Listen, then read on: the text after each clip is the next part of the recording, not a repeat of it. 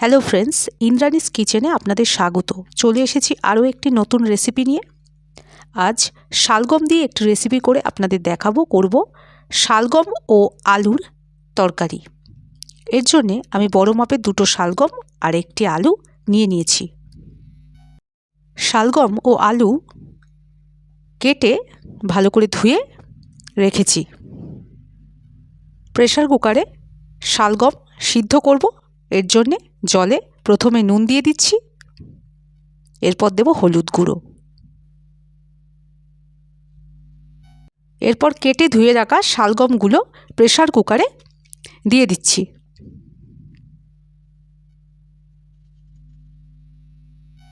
কেটে রাখা সব শালগমগুলো দিয়ে দিলাম প্রেসার কুকারে। এরপর প্রেসার কুকারের ঢাকনা আটকে দিচ্ছি শালগমগুলোকে সিদ্ধ করার জন্যে। একটা সিটি দেওয়ার পর প্রেসার কুকারের ঢাকনা খুলে নিচ্ছি।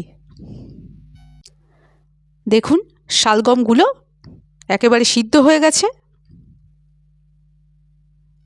এরপর জল ঝরিয়ে শালগমগুলো একটি নেটে রেখে দিয়েছি। কি কি মশলা নিয়েছি এবার একটু আপনাদের দেখিয়ে দিই। নিয়েছি জিরে গুঁড়ো, হলুদ গুঁড়ো, শুকনো লঙ্কা গুঁড়ো, গরম মশলা, ধনে গুঁড়ো, কাঁচা লঙ্কা বাটা আর আদা বাটা। নুন পরিমাণ মতো ব্যবহার করবেন। আর ফোড়নের জন্য নিয়েছি জিরে, তেজপাতা, শুকনো লঙ্কা। এই হলো সমস্ত মশলার উপকরণ। এবার মশলাগুলো একসাথে মিশিয়ে পেস্ট তৈরি করব। প্রথমে জল দিয়ে দেব।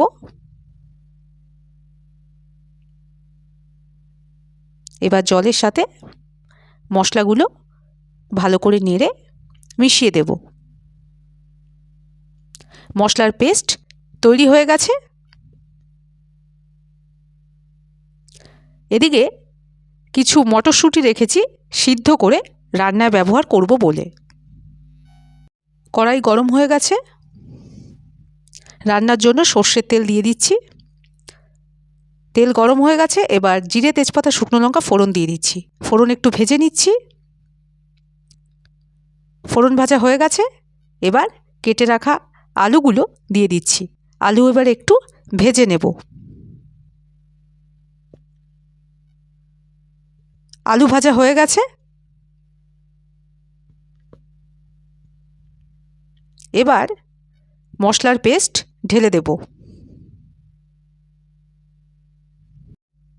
এবার মশলার পেস্টের সাথে ভাজা আলুগুলো ভালো করে নাড়তে থাকব।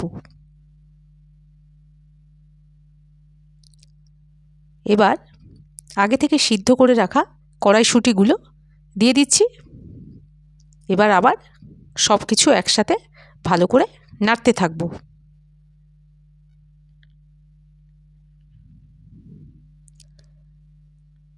ভাজা ভাজা হয়ে গেছে। এবার সিদ্ধ করে রাখা শালগমগুলো দিয়ে দেব। এবার আবার ভালো করে নাড়তে থাকব।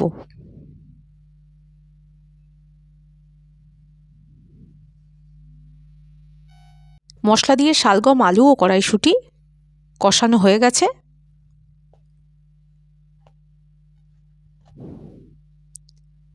এরপর জল দিয়ে দেব। এবার আবার ভালো করে নেড়ে দেব।